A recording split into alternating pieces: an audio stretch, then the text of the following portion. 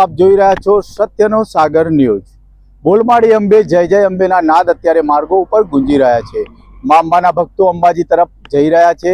સંઘ દ્વારા કે પોતાના પરિવાર સાથે અથવા તો મોહલ્લાના સાથે સાથે લોકો પરિવાર સાથે પણ દર્શન કરવા માટે નીકળી રહ્યા છે। ત્યારે વાત કરીશ હું તમને એવા સેવા કેમ્પો કે જે મા અંબાના ભક્તોની હર હંમેશ સેવા કરવા માટે તત્પર રહેતા હોય છે। એવો જ એક કેમ્પ વડનગર મુકામે તોરણિયા વડથી સુલીપુર તરફ જતા માર્ગ ઉપર આયોજન કરવામાં આવ્યું છે।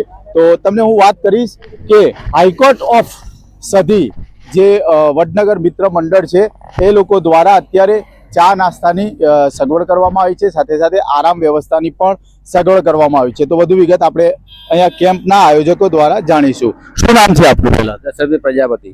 દશરથભાઈ, શું કહેશો કે આજે કેવું આયોજન? અહીંયા ચા પાણી નાસ્તો ફૂલવડી અને આરામની પણ વ્યવસ્થા કરવામાં આવી છે સતી ગ્રુપ મંડળ તરફથી, મિત્ર મંડળ તરફથી, અને જે અહીંયા ચાલતા જાય છે એમની સેવા પણ કરવામાં આવે છે। અહીંયા લગભગ 50 માણસ અહીંયા સેવા આપી રહી છે વડનગરમાંથી। આ જે કેમ્પ છે કેટલા સમયથી અને કેટલા વાગ્યાથી શરૂ કરવામાં આવે છે અને 24 કલાક રહે છે કે પછી કેવી રીતે રહે છે? આ કેમ્પ કાલે 12 વાગ્યા પછી ચાલુ કરે તો 24 કલાક ચાલુ જ હોય છે, બંધ હોતો નથી। રાતે 12 વાગે 2 વાગે પણ અહીંયા ચા નાસ્તો મળી જ રહેશે।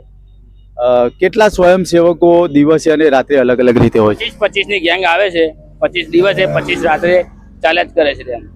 તો આ સ્વયંસેવકો શું કામ કરે છે? સ્વયંસેવકો સફાઈનું કામ કરે છે, પછી ચા નાસ્તો પાણી જે જોઈએ તમામ પદયાત્રીઓને પૂરું કરે છે। તો અહીંયા સ્વયંસેવકો સાફ સફાઈનું ધ્યાન રાખીને આવનારા ભક્તો જે પદયાત્રાએ જાય છે એ દરેકની સેવા પણ કરતા હોય છે। અને ખાસ કરીને જે કહેવાય છે કે સ્વચ્છતાનું ધ્યાન રાખવું, તો અહીંયા જોઈ શકાય છે કે સ્વચ્છતાનું પૂરેપૂરું ધ્યાન રાખવામાં આવેલું છે। ગરમા ગરમ અહીંયા ફૂલવડી અને ગરમ ગરમ ચા આવનારા પદયાત્રીઓને આપવામાં આવે છે। તો આવા જ વિડીયો અમે તમને ભાદરવી પૂનમને લઈને બતાવતા રહીશું। જોતા રહેશો સત્યનો સાગર ન્યૂઝ। નમસ્કાર।